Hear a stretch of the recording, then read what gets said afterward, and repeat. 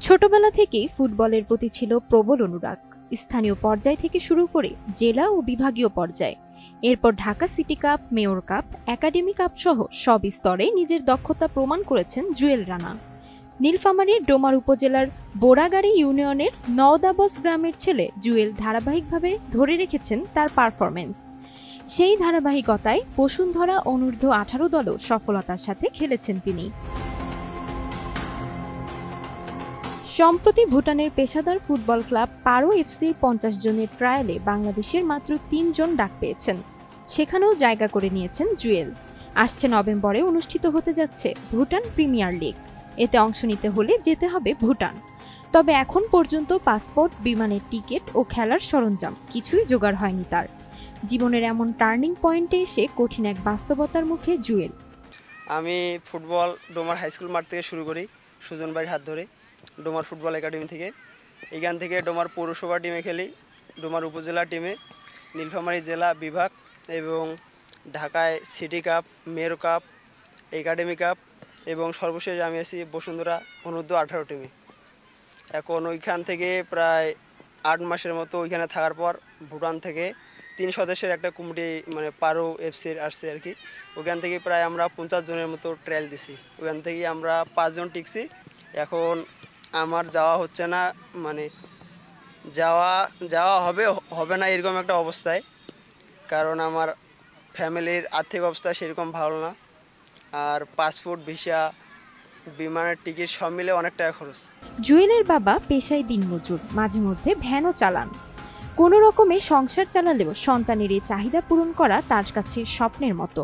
ছেলে চাষ পেয়েছে ভুটানে, এখন মনে হয় যে প্লেন ভাড়া, এখন এই যে পাসপোর্ট ভিসা করির আমার কোনো সামর্থ্য নাই। এখন যে কোনো লোক, যে কোনো ভাই যখন দয়া করে যখন আমার ছেলের পাশে দাঁড়ায়, এখন ছেলে দেশের জন্য আনোদন ভালো খেলতে পারে, সবাই দোয়া করিবেন। প্রয়োজনীয় আর্থিক সহায়তা না পেলে তরুণ এই ফুটবলারের আন্তর্জাতিক যাত্রা থেমে যেতে পারে মাঝপথে।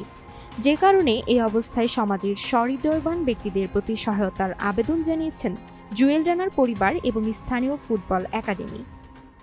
আমাদের তো আর্থিক অবস্থা নাই, তা সরকার এবং কেউ যদি সহযোগিতা করে আমার ছেলে এগিয়ে যেতে পারে। জুয়েল ছেলেটা তো ভালো খেলা খেলেছে, ভুটানের সুযোগ পেয়েছে খেলার জন্য। ভুটান যে যাবে তার কোনো মানে আর্থিক অবস্থা নাই। জুয়েল গরিব মানুষ, তার আর্থিক অবস্থা কিছু নাই, গরিব মানুষ, তার বাবার কিছু নাই।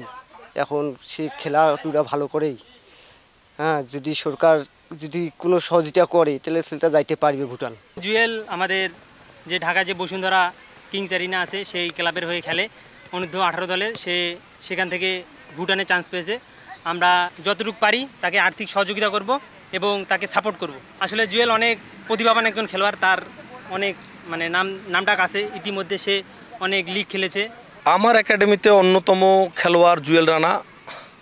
সে তার সাফল্যের অনেক দূর এগিয়ে গেছেন। নভেম্বরে ভুটানে যাবেন। ভুটানে যাওয়ার ব্যাপারে আমরা খুব গর্বিত বোধ করছি, কিন্তু এখন সে যেটা তার সমস্যা, তার পরিবারের সমস্যা, সেটা হলো তার আর্থিক সমস্যা। এই আর্থিক সমস্যাটা কাটার ব্যাপারে আমরা সবাই সাহায্য করছি, সহযোগিতা করছি।